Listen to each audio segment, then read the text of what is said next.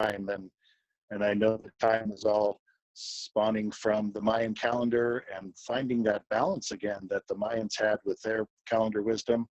So we'll be talking about that probably for the next 6 or 7 hours, if I had to guess. The conversation goes in general from noon to midnight Pacific time. And we're looking forward to being 24/7 here in the next few weeks as we get a few more European and Australian different time zones to come in to help host through the wee hours. So if you happen to be one of those people in those time zones and you have interest in hosting, we would love to discuss that further with you. On the website, in fact, there's a link that you can, a short little thing to fill out to tell us a little bit more about you so that we can have a talk with you and have you join us as a host.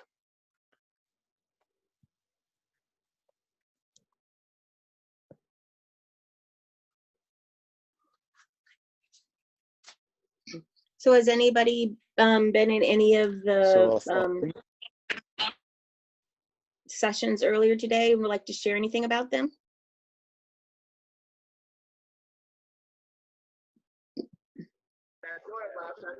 This is the only session I joined so far. So. Well, people have been popping in and out, so I wasn't sure about that. I was just asking.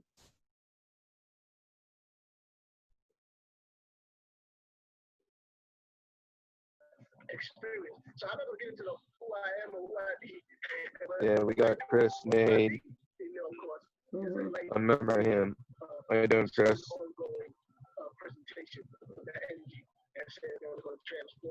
Oh, he left. Yeah, I don't think I don't see any breakout rooms, and there's nobody else to be in a room with her. So I don't think she's in a breakout room. I think she just has her Zoom meeting up. Very good.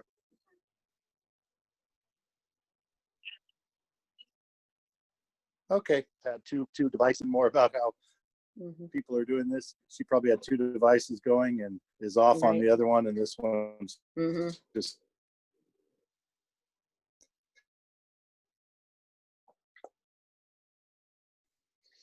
That's all. So we'll just ease ourselves in here. I'm waiting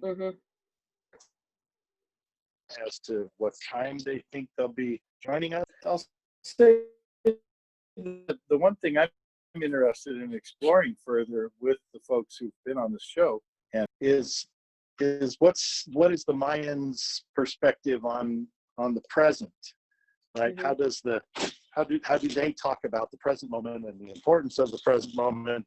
And obviously the present moment is all there is, but how do they hold that, and how do they frame that from their ancient wisdom? Right. Because for me, I'll tell you, the thing that COVID has done more than anything for me is made me incredibly present. That I no longer have any interest whatsoever in the future. Right? It is just not there. It's like a foggy day. I describe it as I'm on a hike on a foggy day, and I cannot see in. So I have to focus just on this step, right? On the little rocky path. That presence, my creativity has just lost. And yeah.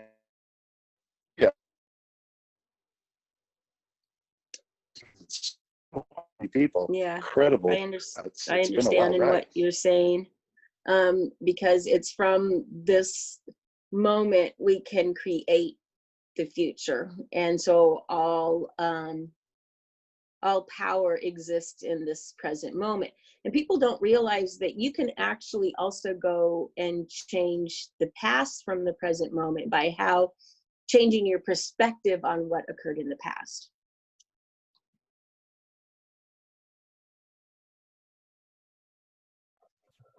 It's kind of this like is the first time that I had to admit someone in named Nancy Ann. New person. Great, welcome. But if you had to admit, then maybe, Deidre, you have the waiting room activated. So you have to go to securities and make sure. Okay. I will check into that. Meeting settings. And Nancy, Here's Okay. another one I got. Yeah, Nancy, There. welcome. There's no waiting room, so I just double checked that. Lock. Meeting's not locked. Here's another one waiting to come in. So No, my waiting room's turned off. Okay, so I guess I have a waiting room. So yeah, well, that's okay. So let's keep an eye on that. Okay. Yeah, welcome new folks, Yvette and Nancy Ann and others. This is the conversation, and this is the after party for what you want to talk about. the day at a time. Yeah, welcome. So, Mike, keep an eye on that waiting room. It sounds like Deidre stop that. So I'd be surprised if it's going to keep working, but something weird happened there. But let's keep our eye out on that technical issue and keep us posted.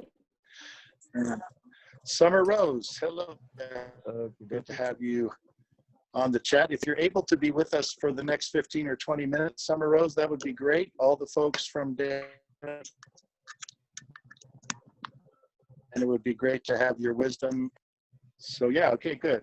Everyone, welcome to say hi on the chat. And if you feel like just chiming in, just come on in. And is there any topic any of the new people would like to talk about or discuss? And we're open to conversations about just about anything. Right. And particularly right now, We're all dog any experience you might have had with the Day at a Time broadcast, that's what we're going to be talking about for the next 6 hours. So tell us how that was for you, and let's all start having a conversation about what is this Day at a Time, and how does it move through you, and what can we learn, etc. Please share your experience.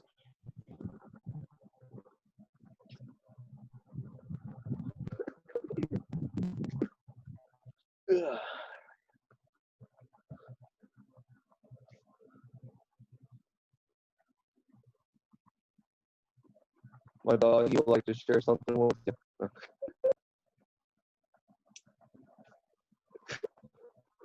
Okay, so the Mayan calendar starts on July 26th and ends on July 24th in the following galactic year. The Mayans measured the turn rotation around the sun 365 days with 13 moons, 13 months of 28 days, 364 days. This day, called the Green Day, corrects the alteration produced by February 29th of the Gregorian calendar. Green Day occurs between the last day of the 13th cosmic moon and the first day of the first magnetic moon, according to the current solar calendar. Green Day synchronizes with July 25th.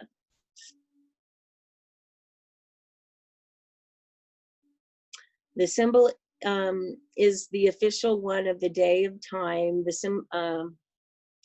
symbol signifies the unity of art, science, and spirituality. I can share this.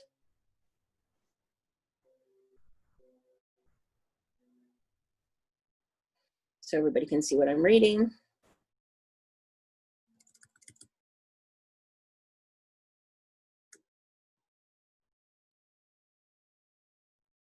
So check.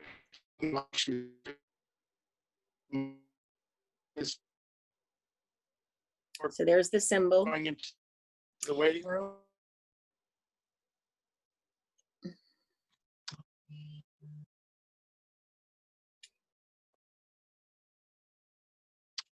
I just got note that the main host will be coming on to do Q&A. Okay.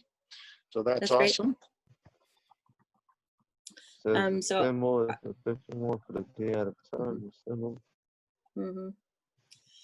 A day at a time is a special day of universal forgiveness, radiating and expressing the sun and Leo yourself, the wisdom of the ages through your unique self, creation, reverence and respect for all life, recognizing unity, focusing on awareness of the importance of our eternal time, prayer, meditation, and ritual, transformation of our on deep levels, completion of the past, and new beginnings. I am a galactic portal guided by my own power. I activate people's total strength through my spirit wisdom. The gate is open now. Let your light gate open up as well. Come back to your source so you can remember who you are. By knowing and feeling it, a fact is you also are multidimensional, and you are the ancestor of the future, and the real celebration starts within your heart. Yes, this day is all about harmony.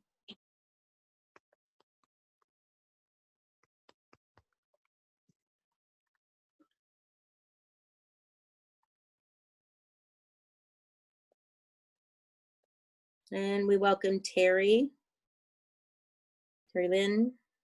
So does anybody have anything they'd like to share with the group? Yeah.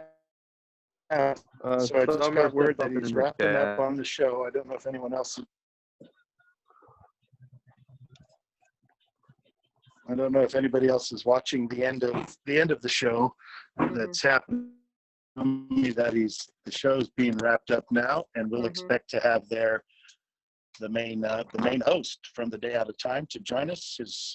I'm not certain of the pronunciation of his name, but I will give it a whirl for the fun of it here. Maybe somebody else knows it, but it's pronounced Mikuak. Mikok, something of that nature, or at least that's what the letters say.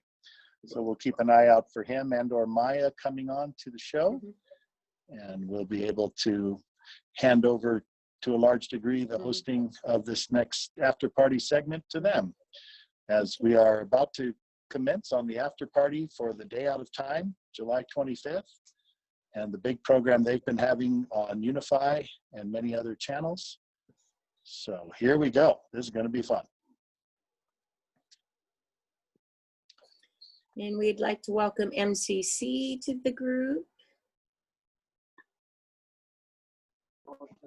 We also got Terry Lynn Love, Elina.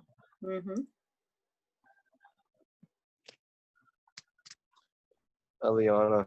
Is it Eliana? Yes, that is correct, Yes. Ileana. Okay, Eliana. Ileana, you may be able to help us. Do you know the proper pronunciation of the main host I there? was very good at spelling. Of whose name? The main host? How you doing, Terry? Maya? No, the gentleman who is hosting Mikuak. He's one of the main hosts for the Day Out of Time. MIK. It's all right. If you don't know, Can you spell it? Can you spell it in the chat? Yes. MIKAUK.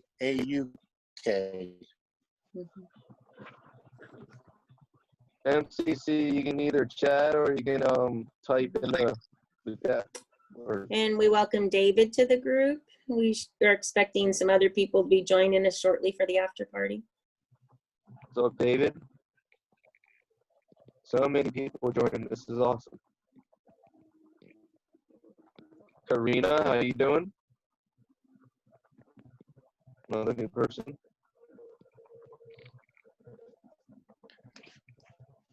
Yeah, welcome everybody to the conversation.cc. We're just gearing up to have a big fun after party for the Day Out of Time. I got all dressed up. I'm wearing my tuxedo for the special event. Mike went with his Penn State sweatshirt, so he's busting out. That's where I'm from, Pennsylvania. That's one good thing as people coming. She says they're coming over now, so we're about to have the hosts join us here from the Day Out of Time. Awesome. Yes, it's going to be quite a day. We've been doing this for several events. We did 10 days worth of after party for the harmonic convergence, which really kicked this in, and we're just so excited to be doing it now for the Day Out of Time. And there's several other events that are lining themselves up to have after parties with us. So our network of folks is growing quickly, and that's pretty exciting as well. I see we have some more. Maya's here. Maya's in the Hi, house. Maya, how you doing?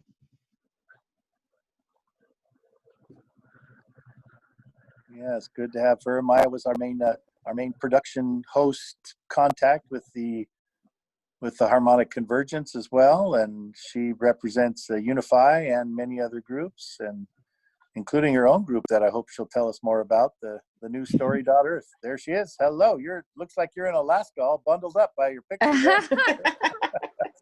I know. I'm calling in some cooling down from the summer. But hi everyone. How's it going? How you doing, Maya? Nice to see you all. Remember you guys, your faces from the harmonic convergence after parties. And Yep, I'm happy to have there the whole time. Yeah, I know. I saw you the whole time, Mike. hardcore community builder. I love it. So we're they probably need a little bit of a break, just letting you know, because they've had 7 hours straight, Makuak, that wants to come over. So there might be a little pause before he jumps on. And I'm trying to get the word out too through the thread for people to come over, but there might be some lag. But in any case, I'm really happy that we can have this, and that Peter's hosting again, the host with the mostest. Yeah. Well, it's beautiful to be here, and I tell you, I was just saying right before you came on, we've got several other events that have signed up with us now to do pre-parties and after parties, and it's really great. And I tell you, the experience with you and the harmonic convergence really just set the stage as to how great it is to have this landing spot for everyone to come to after they've been engulfed in so much information and so much wisdom, and now they get to come here and connect with each other, and it's an honor to play after party host. Absolutely. And I want to do a shout out to Eliana, who I just saw come on. She's a rock star. Hey, Eliana. Can you hear us? She might not be hearing us, but she's stepped in to take up a big role with Mark's movement and C6 and the harmonic convergence. She's leading as a volunteer coordinator, and really just kicking ass with helping us get organized and streamlined and super effective. Thank you, Eliana.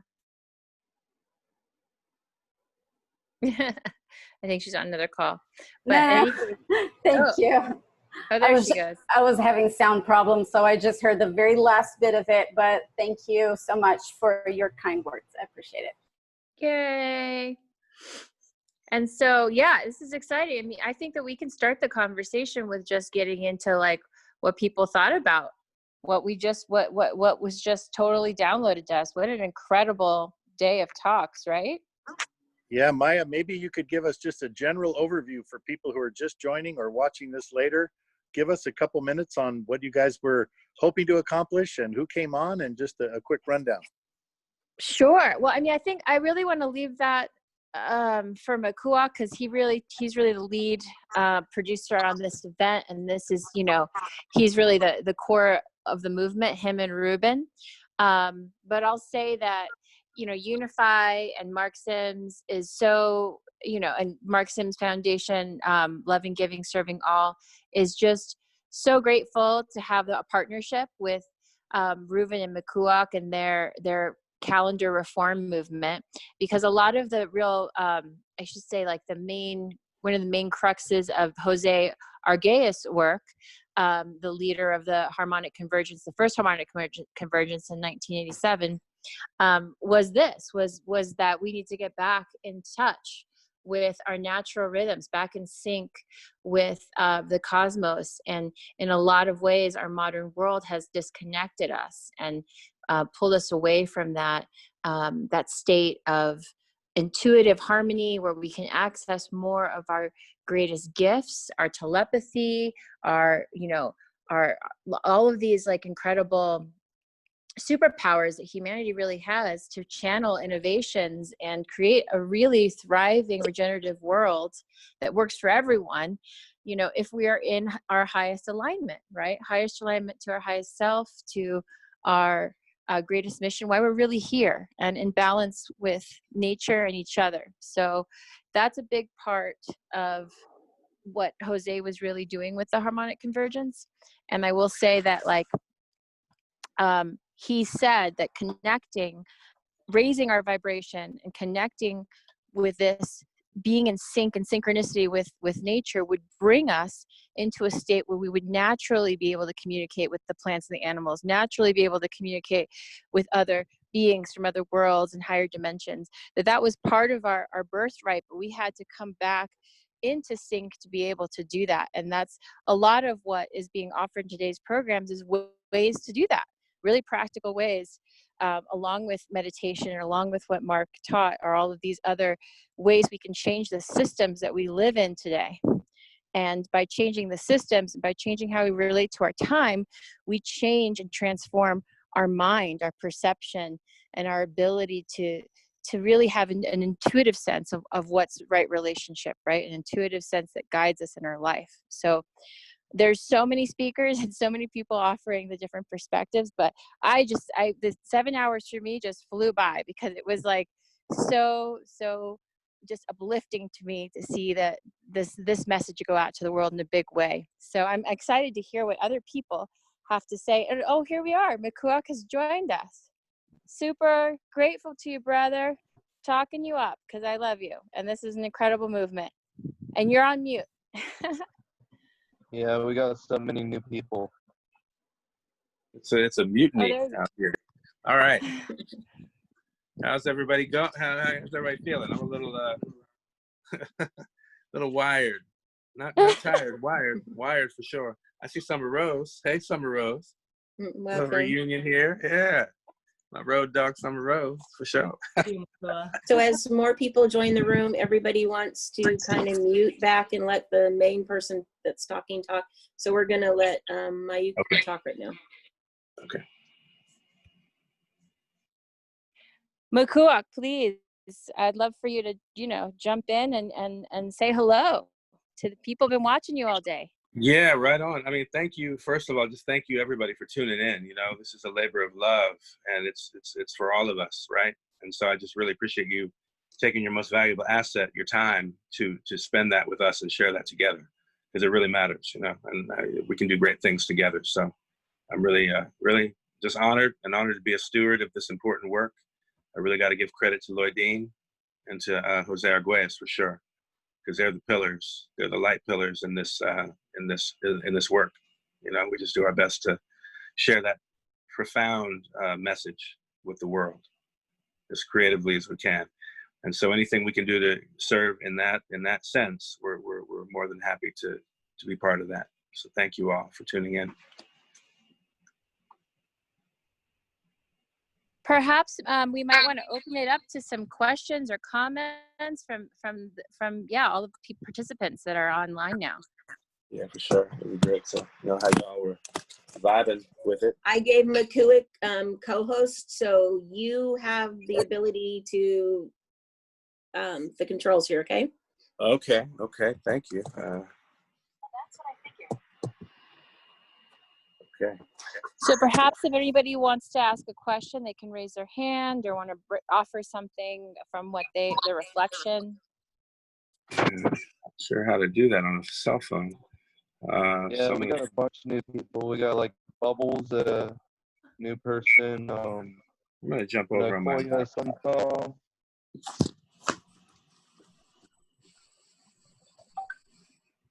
Well, would you like some support on that, Makuak, for just calling on people? Yeah, I'm jumping over off my phone. I'm gonna just jump over into the Zoom on my computer. It's a little easier for me to see the controls that way. Maybe I saw Eliana raise her hand too. She was one of the first ones on. Maybe we can have sure, her start. Yeah. Please, yeah, anybody. Let's happy to. I just want to get Bubbles. Okay. There we go. Let me log out of here. All right, Eliana. Ileana first and then Bubbles after her. I don't know the name of the song or the video, but at some point during the presentation, it was pretty early on, I would say maybe within the first hour or two, first hour, that was almost like it was just an instrumental type of thing with a lot of imagery, and then a gentleman like speaking like a voiceover that got people touched, and everybody was asking for a link to that video. So if we could communicate that somehow, I think that, for sure. No, happy to. yeah, it was beautiful. My mic here, I'm all mixed up here, people. Sorry, but yeah, no, that's a powerful piece right there, and that was Sasha Stone, who was in one of the last interviews from Bali. That's him narrating, and it was him giving a talk, I think, a few months ago, and then somebody, I think a composer, made the music and put Sasha's voice to it. I don't know if they recorded it together intentionally, but nevertheless, there's a video for it. I'm going to put it in the chat right now for everybody. Oh, sounds great. Thank you so much. I was going to ask about that. No, it was somebody who pointed it out to me, and I'm actually, now that I think about it, I'm hoping this is not the reason that we had the broadcast pulled for copyright issue, because that's a really interesting point. But anyway, I feel that everything goes perfect as it should, regardless of what it may look like. And I trust that this is no different. So I just shared that to everybody. I should actually say the Great Awakening. Sorry, people. I'm operating Thank you, on a Makua. lack of sleep here a little bit. But Yeah, you just take your time. We've been through so much. This man has not slept for most of this week, pulling all this together. And I have to say, I was really turned on by Sasha. I mean, just he was amazing. channeling some power and light. Yes, absolutely. He's a clear vessel for this, and he's very sincere relative to the I suppose the perspective that one receives when they navigate with an awareness to these codes specifically. Because there's a serious thing he was speaking both in the video, The Great Awakening, but also at the end, really in terms of the deconstruction that we have to go through to liberate ourselves, literally, and liberate our cells, our physical cells, because each one of our cells, are light. They contain information, but it's a matter of what we're programming them with. So we need to program them consciously. We need not continue to be subjected by somebody else's program. And I think if he's saying anything, he's saying there are ways that we can actually accelerate our own unique individual and therefore collective liberation. When one of us is healed, all of us are affected. All of us are healed. So as we endeavor to do that and apply this information, he was also speaking to how the fact is it's going to affect the whole. It's a sympathetic resonance that happens. So we are each capable of this, you see, and we each impact each other in our own little ways. Most of it is unsung. It's okay. It doesn't matter, credit and all that stuff. That's not the paradigm that this is. This is a paradigm of union. It's not about credit. We see what credit does to people. People live in credit society, and it's a debtor's colony all over the planet. The planet is a debtor's colony, and that's the way it's been designed. And that's what he's deconstructing. But he's also pointing out the very fact that the fabric of the Gregorian calendar is the absolute underpinning and operational system of that colony. Wow. So that's what it is. If I was to distill what I heard him say and feel it, definitely. Thank you so much. Absolutely. Thank you. Yeah, you're welcome. Let's go to Bubbles now.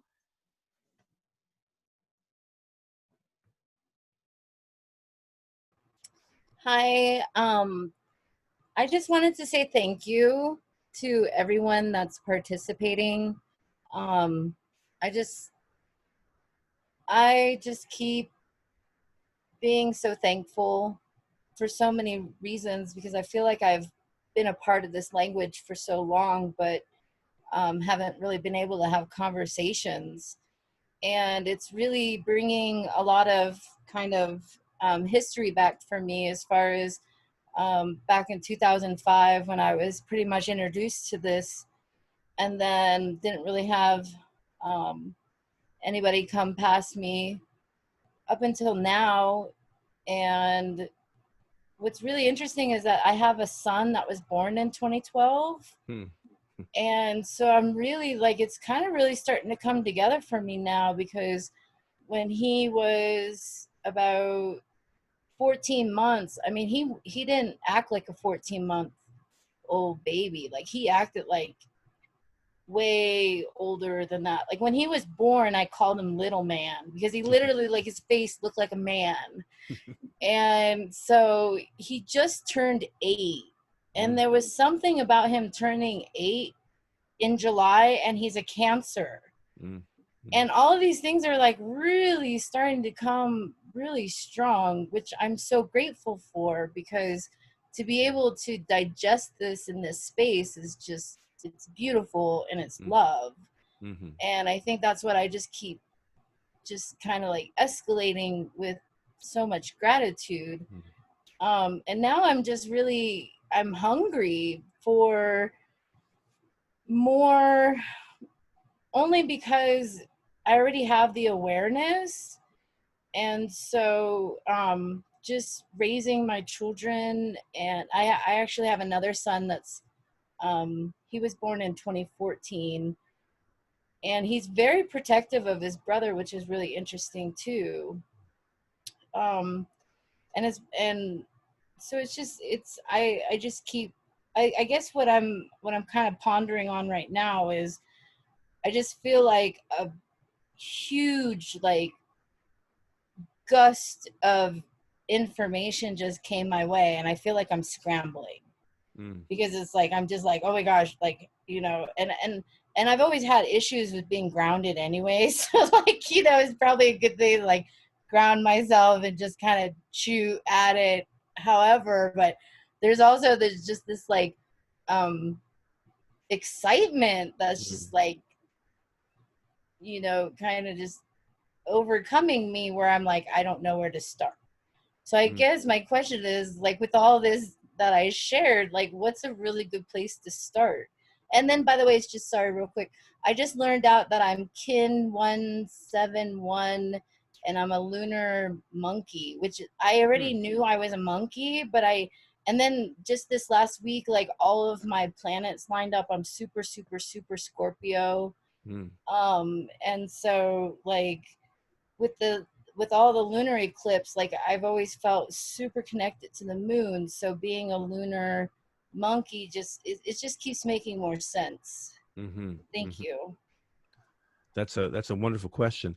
I don't know if you guys can see, I'd like to recommend this particular book. This is the Galactic Calendar, put out by Skytime, Eden and Robert Sky. And the reason I recommend this is one of the books that I initially encountered when I came into the awareness of this information, particularly the dream spell.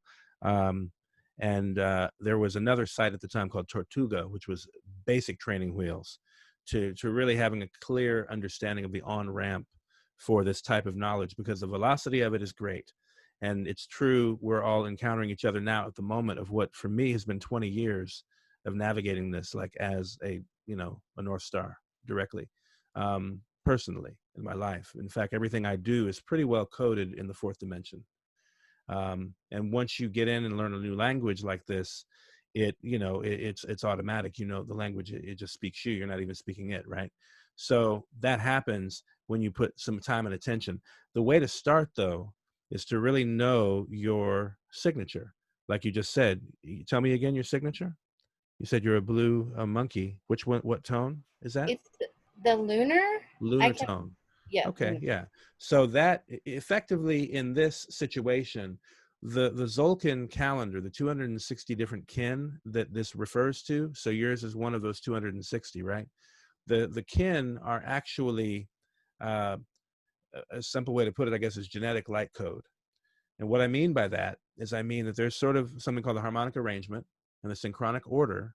And at the moment of your birth, there is an arrangement of light and energy that occur with your first breath. And each of us are activated by that first breath. The time in the womb is the time in the womb, but there's a shift that happens when that first breath occurs. That's why the signature is so potent, because it's you actually being invigorated with the breath of life. the white wind of communication, which is also one of the tribes in the system. The point is, that is a start point, is to actually explore your signature. And that becomes, some might refer to that as the passport to the fourth dimension. So that's how you actually will subjectively navigate the codes, because what you're navigating are experiences of synchronicity. This is just helping you and anybody using this type of tool or lens to become more aware of synchronicity in your life. It just makes it glaringly obvious. That's the difference. We all experience synchronicities, right? But this is like the synchronic codes to synchronicity. So you begin to decode yourself, you discover your signature, then you also discover that of your partner or your children or your parents, your family, or your coworker or your beloved or whomever, because it's all about all of our relations, right? That's why it's called kin numbers, like next of kin, like your kinfolk, because we're all related. And this merely expresses in mathematics and the beauty and the balance that mathematics provides. This allows us to use mathematics to comprehend what the expression of that number or that arrangement is saying. And it's expressing it in terms of purpose, because everything in this counting system begins with one, naturally, and that really is purpose. So the first tone is a tone of purpose. The second tone is the lunar tone of challenge, and you're a blue lunar monkey in the example you gave. So that's the second tone out of 13, and so on and so forth. So learning the language of the tones, of which there are 13, learning the language of the tribes or the solar seals, of which there are 20, is the operating system of the 1320 or this 13 moon calendar device. Now, what you have to understand, though, is that is notwithstanding, or it doesn't necessarily speak to the 1328. They both work together. That's really the objective. So when the Foundation for the Law of Time developed the synchronometer, what it is, it's a calendar of a 13-month, 28-day structure that combines the 260 different signatures, and by so doing, you witness the synchronizing effect that creates. And it's kind of like, I can describe it, but it's like meditation. I can describe my experience of meditation, but there's nothing like actually getting in it yourself. And it's beautiful in that way. It becomes very subjective, very personal, and all the same beautiful, because when you realize the synchronic sort of arrangements that are unfolding as if by magic. And I wouldn't, sure, we could say magic. I mean, sometimes people can like misinterpret that. I would not call it magic so much as I would just call it it's the reality. It's not magical. It's, how about cosmic love? That's great. And I think one way I heard it put, which is so beautiful, is that synchronicity is the nature of nature. So that's not, inherently it's the most dynamic, phenomenal thing. So sure, we could call it magic, right? It blows our minds. We can call it magic. But I want you to understand that it's not inaccessible. It's not accidental. You understand? It is deliberate. Magic can also be deliberate. Magic can also involve illusion. Now, in a way, this does involve illusion in the fact that it's helping you deconstruct the illusion of the sort of agreements we've been made to make in the default world. Okay? Now, but for the sake of balancing worlds, because we still have to interact with people who may not be ready to open their mind or their heart to such a degree. And that's okay. Everybody in their own time. If you're ready and you know that your heart is, seeking you, this is really about you in relationship to all, right? If you're ready for that, then by all means, enjoy, because that's the beauty of it. And the thing about the vibration is the things that we've become numb to or used to in the third dimension, because our soul actually knows it's a total, farce. But your true you, the qualities that you carry in your heart of hearts, that's the vibration of the fourth dimension.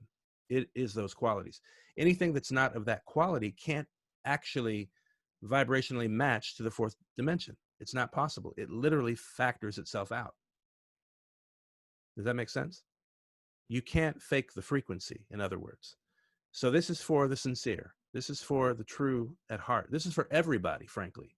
It's not exclusive. This is literally light codes expressing through our DNA, and we're trying to figure out why we're here. You know, and ultimately, like all traditions say, we're here to serve. You know, we're here to serve through love, cosmic love, absolutely cosmic love. It's the best kind. So the resource is 13moon.com.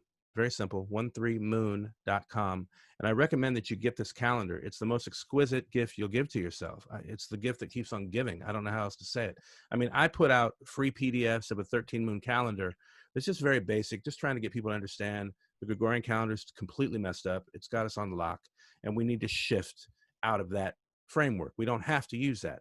13 moons times 28 days is a perfect, beautiful arrangement that's balanced, plus 1 day out of time, which is today, because tomorrow is day 1 of our 13 moon year.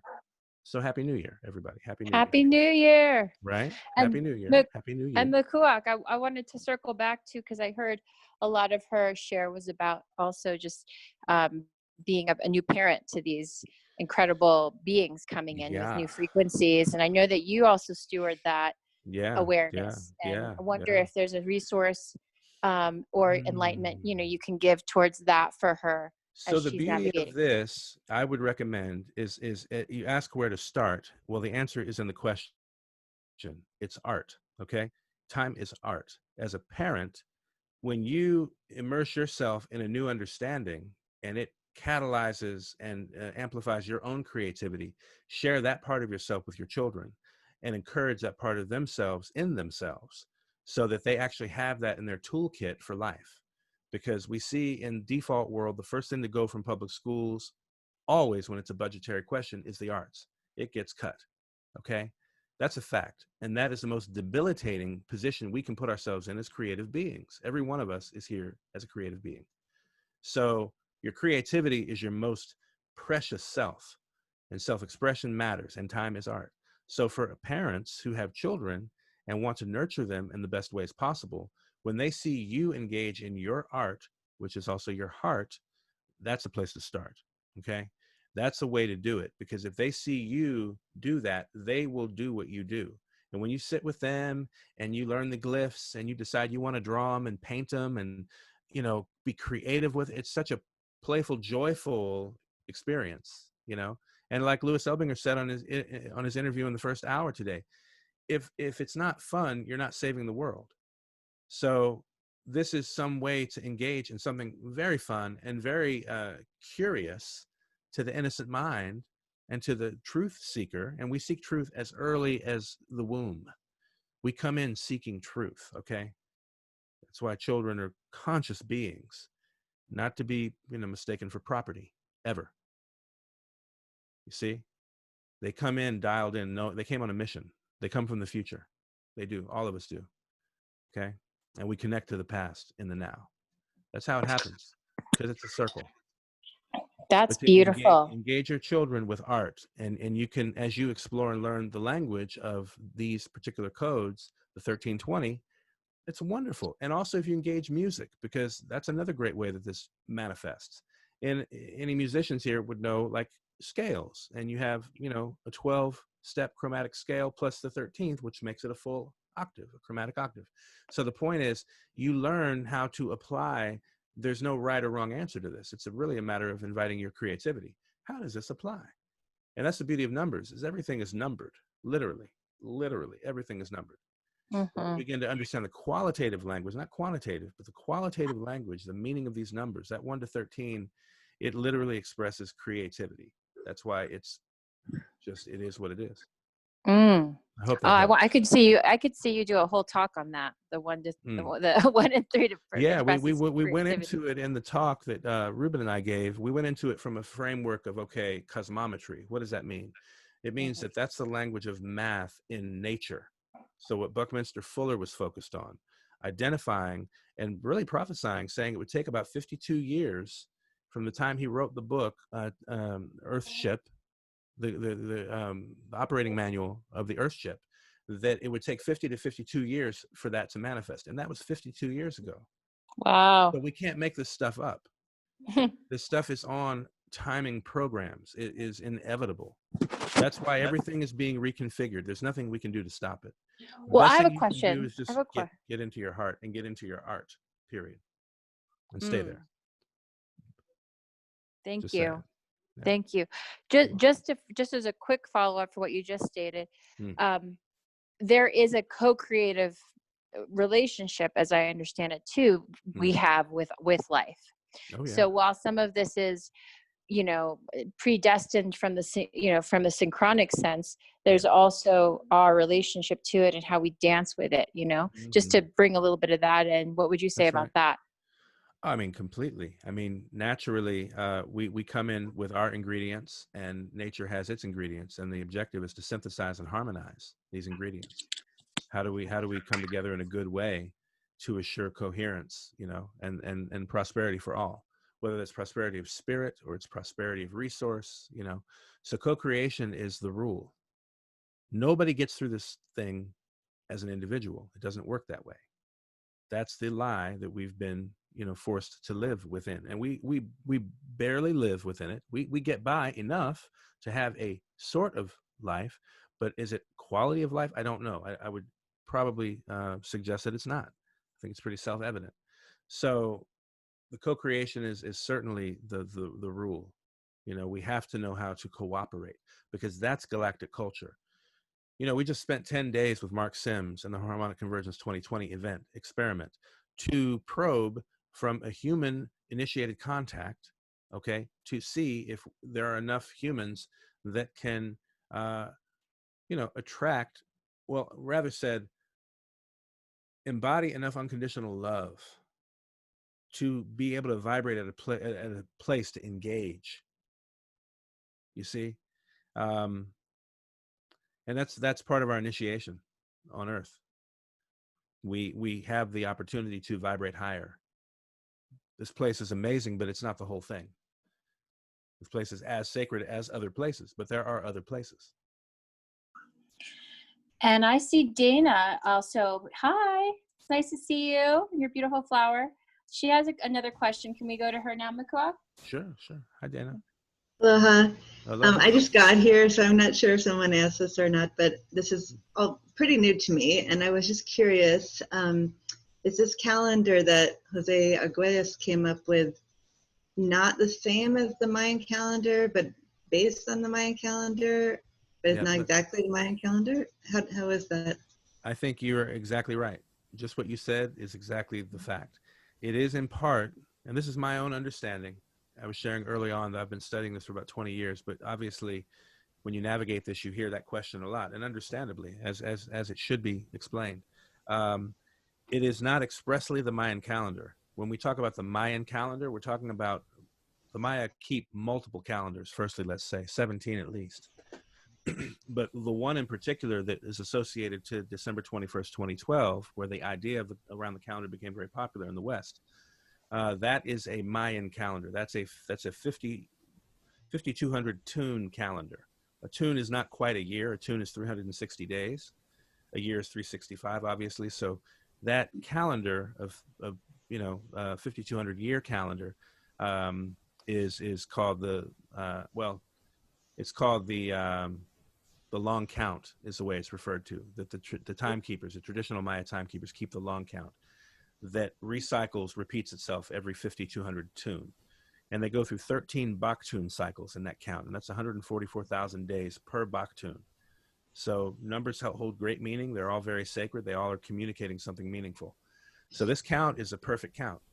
That's not the count that Arguelles introduced to us. What he introduced was a tool that reflects the count that traditional cultures have kept, which is a 13-month calendar, a 13-moon calendar of 28 days each. So there's that calendar, but it doesn't stop there because it synchronizes with another Mayan calendar that is the Tzolk'in calendar. It's a 260-day calendar. That is considered the harmonic module. That's what Arguelles referred to it as. As a mathematical device, the 260 factor is used in multiple ways. So there's not just one way to use that, because it's actually for galactic synchronizing purposes. The reason I say that is we just experienced the fulfillment of a 26,000 tune cycle. I was there with Summer Rose, in fact. We drove across country from the East Coast to Chichen Itza in Mexico to usher in and welcome what we refer to as Synthesis 2012, which was the synthesis of this accumulation of energy on the planet. But we know that that was the moment on December 21st, 2012, that our system here aligned with the center of the galaxy, the very center of it. And that happens only every 26,000 tune. Now, if you take that 5,200 tune cycle that the Mayan traditional longkeepers keep, that's only 1/5 of the great cycle of 26,000 tune. So what you're noticing then is a fractalization. This is the way numbers communicate also. They break down into fractals. It's so beautiful. And that was what makes it simple and elegant, because it's consistent. It's just a matter of expanding an awareness about how these numbers operate. And they're not incongruent with each other. They're not in opposition with each other. Humans are in opposition with each other. That's a thing that happens. Numbers don't take sides. Numbers allow for factoring reality. Jose called it the Mayan Factor because he did draw inference from the mastery of the great Maya. And he also, through a particular prophecy that came to him, was made aware, something was made conscious to him by a guy named Tony Shearer, an author who wrote a book called Lord of the Dawn. And in that book, he's describing a particular Quetzalcoatl prophecy of the Maya. And in that prophecy, it's describing the end of a sequence of 13 heavens and 9 hell cycles. And that completed and ended, the 9 hell cycles ended on August 16th, 1987, with a harmonic convergence. That was actually a prophetic event that, you know, I mean, just has impacts we're still feeling the results of 33 years later. This is part of why we're here now. So what I guess I'm pointing to is that there are such complexities, and yet it distills down to some very beautiful, simple, elegant factoring. So to say that the 13 moon calendar introduced by Arguelles as a Mayan calendar is a complete misnomer. People often, because it's complex, will call it the Mayan calendar, and that's okay because they just didn't necessarily know it's not the Mayan calendar. And it never claimed to be the Mayan calendar. The confusion comes obviously because introducing something as dynamic as this, particularly in the West, it was for people in the West. It wasn't meant to in any way interfere with what the traditional day keepers keep, because their count is accurate. They are in tune with natural time. They track natural time. This is what they do. There are calendars from Bali that are in tune with natural time. People who observe that are not stymied by the Gregorian calendar like most people influenced by that in the West. So the objective of Jose's offering was that it would reach people who have been contained within this sort of 12-month, erratic pattern cycle, to help shift us out of artificial time into and return to living in natural time. Because inherent to each of our cultures, I promise you, everybody comes from a 28 base. Everybody observed lunation cycles in relationship with fertility as a basis. This takes it a step further, though. Like I said, this is complex. So that 260-day calendar I mentioned, this is where we get everybody has their signature, and they're, I'm a white solar world bridger, kin 126. We have a lunar monkey on the call, and maybe some of you also know your kin. And that again is the activation of these light codes, the DNA that go back to the center of our galaxy, like straight up in the hub of it. This is where this information comes from, through our sun. Can you imagine that? What's interesting, though, is one of our speakers, I don't know if he actually spoke on this, but he spoke about the fact that our sun is actually feminine and the moon is masculine. And that's a very interesting perspective. And if we think about it objectively, consider that the moon pulls on the waters in a way like men do to women, just as a sheer nature. It's the dynamic of it. It's the electromagnetism of it. That's how we're wired. It's just our biology. It's how we are. The sun is actually a birth canal. I have had an experience, an awakening of the sun one time where I realized, wow, I was doing some sun gazing, and I engaged in the sun and observing that it is literally the portal, okay? Because when things step down from different vibratory rates, they step down into our particular dimension that they can actually be here and exist, right? But they step down through the sun. That's what Jose was discussing in his book, The Mayan Factor, that possibly there's communication from other points in the boundless universe, in the galaxy, locally we'll say, where the galactic Maya, who seeded particular awareness of mathematics, came and did their job. And the particular place they came to was the temple site of Palenque in Chiapas, Mexico. That is considered the classic Maya period because there were different stages and iterations. So you had a traditional Maya, you had the highland Yucatec Mayan timekeepers, you had the Quiche Maya, you have the Quiche or Highland, you have a variety of Maya in Guatemala, in Belize, in Mexico, in all parts of the region.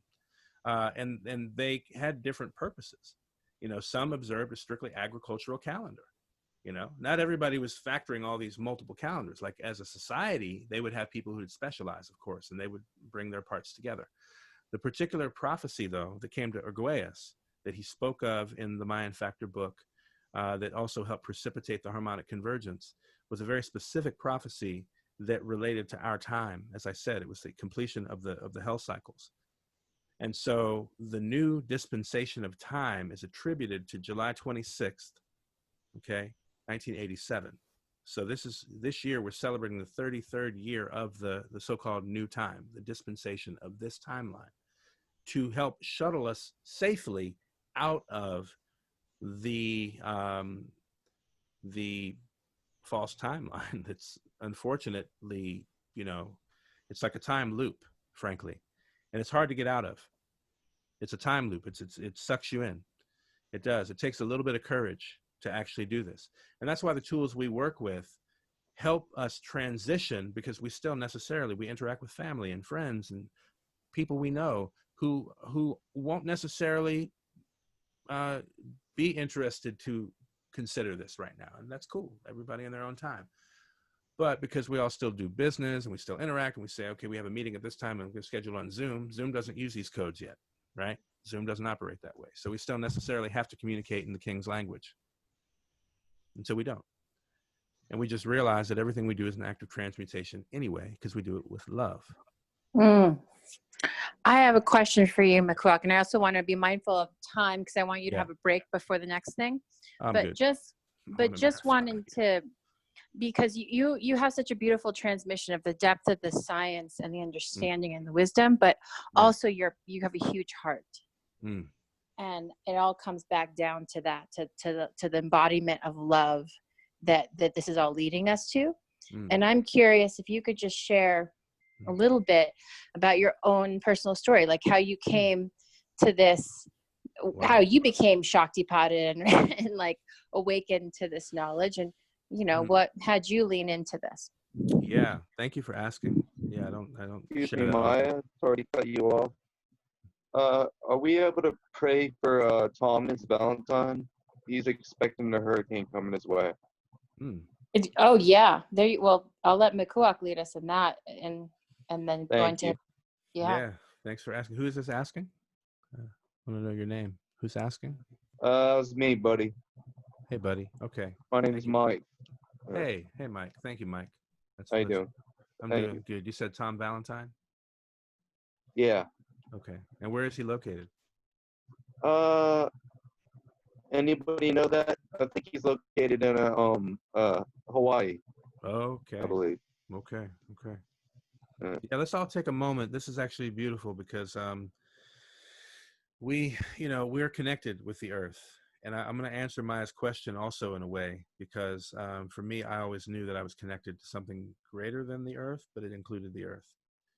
And I think this is a moment for us to really activate our consciousness skills, because we can actually envision and imbue the region that may be, at the risk of hurricane activity, that all of the life there be safeguarded, and that Tom and his family and his loved ones and all that he's responsible for be safeguarded in these times of transformation. And that we pray for a gentle storm, and that we recognize in praying for a gentle storm as we enter the lunar storm year that we're going to be doing a lot of praying, and we're going to be doing a lot of space holding. for the human family in a variety of ways. And so if we can approach any of these situations as we want to approach this moment right now for Tom, let's just take a moment and take a couple of deep breaths. And I want you to think about these simple words. And this is from what is regarded as the manifesto for the noosphere. The noosphere is the thinking layer of the earth. It's the Psi Bank, it's the Akasha, it's that collective place of heart thought that we all connect. And I want to say that I am one with the earth.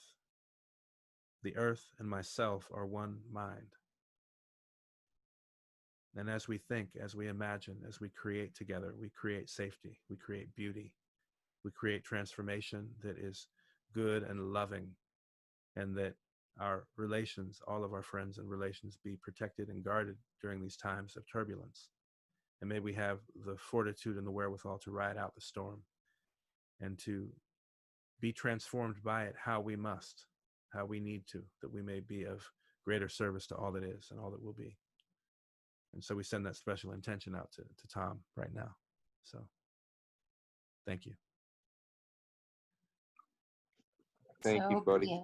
Thank you so much. That was beautiful. Thank you. Yeah, thank you. Thank you all. Thank us all. Thank God. Really. Mm. To God be the glory. You know, that's really what's happening.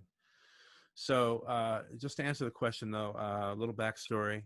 I was introduced, as with all things, through synchronicity. I am a musical performer, and years ago I had a band in Washington, D.C., and there was a sequence of events where there were protests in front of the White House. And I lived in D.C. for many years, and my band was invited to perform it. It was protesting the IMF and the World Bank, which I'll make a side note interesting today. The essence of the Day Out of Time is forgiveness of all things, including debts. So I was there with a group of people who were rallying and activating for countries and nations, particularly in Africa, who've been encumbered by the debt created by that machine after they were so-called liberated in the 1950s by the European colonies to become sovereign nations and lead themselves. They were obviously laden with a ridiculous amount of debt because they didn't have anything to build from. They had to borrow money from the private banks through the form of the IMF and the World Bank. And all that usury and all that fuckery, I'm going to say what it is because I curse that. It is what it is. I say that with righteous indignation because it's caused tremendous suffering to people heedlessly. Anyway, I was there to perform music with my band Moya, and you can look up the music on DC, Moya DC. We have a live recording on the internet, SoundCloud or someplace like that. Moya DC. We performed a show, and it was my birthday. It was my 26th birthday. And that night, I came home, and an activist I had met who'd come from British Columbia was in town for these protests. It was a big deal, you know. It was just one of the folks in Seattle protesting years ago against rallying against Rage Against the Machine, you know. So therefore, he came to my house for my birthday. I had a little gathering with some folks, and he gave me a little piece of paper. I still have it to this day, and it said a little Mayan birthday magic on it, and it introduced me to my signature. And as I said earlier to somebody's question, the signature is the start point. That's where you enter the Zolkin. Basically, everybody has their entry point. We entered it. It's just we're becoming conscious of where we entered. So I learned where I entered. And when you learn where you enter, you get oriented. Now you have an orientation to, you know, what's really happening in the realm of synchronicity. So from that point on, and the thing is, I'd been told to look out for the Mayan calendar in 1997. I was told by one of my teachers, a great master teacher, in fact, saying to us to pay attention to the Mayan calendar, pay attention to the year 2012. And this was in 1997. So in the year 2000, on my birthday, when this guy came and gave me Mayan birthday magic, I paid attention. And when I encountered a bookseller on the street, a guy in the city who would sell these really interesting esoteric books, and I encountered him, he said, "I have a great book for you, man. I have a great book." And he pulled the book out of his backpack, and it was The Mayan Factor by Jose Arguelles. And I said, "Oh, Mayan, I need to pay attention." And I paid $25 for that book to the brother on the street because he knew the value of that book. He wasn't just going to give it away because normally he'd just give me stuff and things, but he knew that was a real treasure. And so I purchased it. I said, there's no way I'm not going to take that book right now. Because if I hadn't said yes in that moment, I might not have seen that book ever again, you know? So I did. And I'm glad I did. Best investment I made at that time. And it took me about 3 years to actually read that book. I had to literally, it's so condensed. It's so profound and beautiful. I had to literally take 3 days in isolation on some private land in Virginia with a tent and granola and bananas and water, and just go out there. And all I did was read that book cover to cover, because I tried to start it, tried to finish it. I wanted to get through it, but you know, life is life. And if you don't make the commitment to pay attention, I had to pay attention. It deserved my attention. And so I'm glad I did, because that and more, I mean, knowing your signature catalyzes enough. And then there's more, right? So that catalyzed my life in a sense that I was already on that path. I was a creative. I was producing shows in the nation's capital every week that would see hundreds of people come every week, open mic, self-expression, yada, yada, doing our Monday night thing called The Movement, raising consciousness, building community. And it was just my nature, art, time is art. And I've always been an artist at heart. And so this, in a way, gave validity to what I already knew to be true. And I was just naturally following the beat of my own drum, right? And from that point on, I imbued everything I did with an awareness of these codes. So I put out an album called Simple Truth, a solo album. You might want to check it out. My name is, if you're interested, spelled Mikuak. It's a very unusual name. I think it's actually the only one out there that I've never met another Makua with a silent K, but it was a gift. But I recorded music under that name, Makua Ray, R-A-I. And I have an album called Simple Truth. Now, when we had CDs back in the day, this is a while ago because it actually had CDs, I used the code to code the 13 songs that the album's comprised of, intentionally, because, you know, it was intentional. So I'm a solar tone, which is a tone of intention. So I do things with great intention. Can't help it. So that being the case, that really set me on my way. This is at the same time that something was happening within what's called the Foundation for the Law of Time, which became the nonprofit organization to sort of concretize Lloydine and Jose's body of work. And they were founded in 2000. Somewhere in 2000, 2003 range, things shifted organizationally for them for a myriad of reasons. And the campaign, which was active at the time, called the World 13 Calendar Change Peace Program, which was rolling out this calendar that we're still beating the drum about right now to the world, was kind of taken off track. And when it got taken off track, it was kind of like, I was like into it and going along with that focus. And then suddenly, you know, the foundation's not doing that anymore. And it was awkward because nobody ever really understood what happened. And it wasn't until several years later, over a decade later, after 2012 and everything, that I came into the company of my buddy Ruben, who appears in this production we did today. We've been collaborating since 2015. And we both realized, and he came to Arguelles' work after Arguelles had, well, he's got an interesting story. He translated for Arguelles in 2010 at the Prophets Conference in Mexico, Cancun, Mexico, big conference in thought leadership. And Arguelles passed away the following March. Now, Ruben is from Colombia. He speaks Spanish. He translates. He translated for Arguelles. What I have a feeling happened, though, is Arguelles transmitted to Ruben, using him as a vehicle for translating, but also transmitted some code to him, because Ruben didn't know anything about this. He was literally hired as a translator. He was a truth seeker. He was in Drimvala Melchizedek and things, but he didn't know Arguelles yet. He didn't get decoded until 2012. So he translated for Arguelles, but as the Zavuya works, things are in that stream of consciousness. Translated, ends up getting decoded, and now he's probably the preeminent time tracker on the planet, I have to say.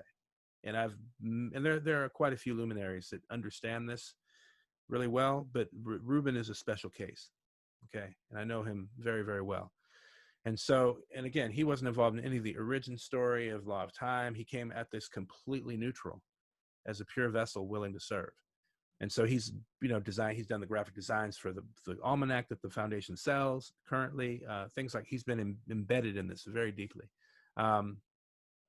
So anyway, this is a roundabout way of saying that everything that we came together to do really started to activate in 2016, which brings us to now, because it was literally 4 years ago that we embarked on a campaign to amplify the 1328, that we could help revivify an awareness of the need for calendar change. Because I wasn't willing to just ignore the fact that this calendar is the most fucked up device that we have to deal with, and nobody's even conscious of it. So I said, okay, we were trying 20 years ago practically to make people conscious of it. Why did we stop? Nobody got it. And people are excited about their galactic signature, and that's fun and it's purposeful, but it doesn't get to the structural issues of the Gregorian calendar, what Sasha Stone is building on. That stuff is real, but it's going to take a critical mass of people to say, hey, you know what? This calendar is not appropriate. And this is the beautiful part about what's happening right now. Everything that has been disrespectful to life, and particularly people of color all over the world, is getting dismantled. Because before we can go anywhere else, that has to happen. But guess what? The calendar is right along up there.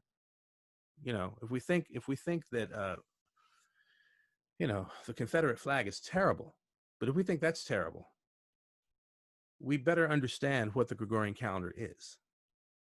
It's not just a symbol, it's the framework for this entire structure of ignorance. It's structural ignorance. That's what it is. It disconnects us from nature. It promotes an extractive way of life without any regard for life. It's unbelievable. And if we're conscious of it, it's very hard to become unconscious to it again. And that was my experience. When I became aware of how deep this stuff was embedded in us and in our DNA by the very fact that we are thinking beings who inform ourselves with our thoughts, and it goes into our DNA, we pass it on in our lineage.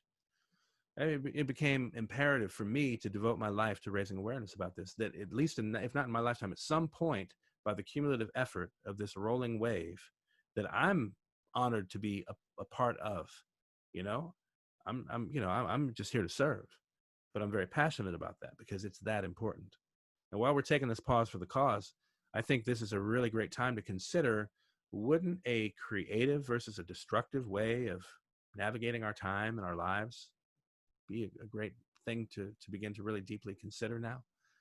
And with the age of information, we can communicate with anybody. We just need to make a new agreement, because somehow we agreed. When I was under force and threat of death, I mean, we were made to agree. It wasn't an agreement, actually. It was very traumatizing, and we're still dealing with that, if we call it what it is. Anyway, all that is a summation of how I got here and what I'm most interested in, and where prayerfully I'm part of going. Loved hearing that.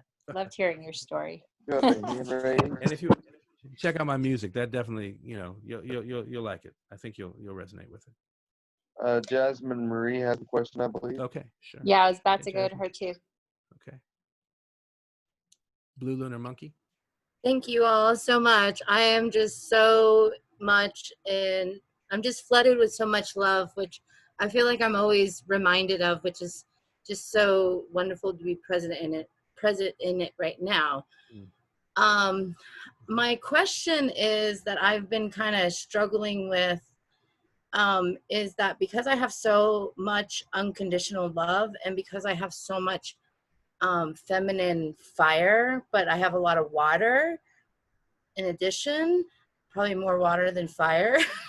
But my question is, because I have so much unconditional love, I reach out to so many people, and then there's a disconnect, and then I get really emotional because I see the potential, and then, you know, I just kind of hold this emotion, and then, you know, I'll be liberated from it, but then not really, because these are people that I feel like the connection is so meaningful, but I guess I'm wondering, are they ready for that connection? And how is it that, like, just to move on, you know, because it's not so easy just to move on. Yeah. Can I answer that for a moment? Thank you. Please do. What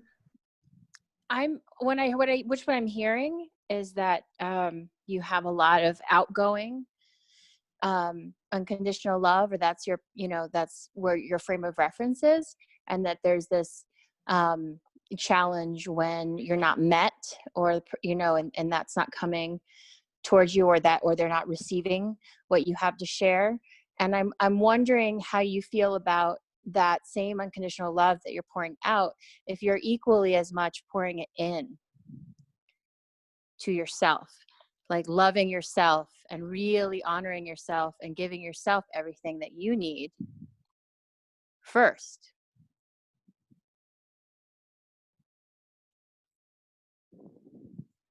Are you still there? Jasmine can't respond because she's muted. Jasmine.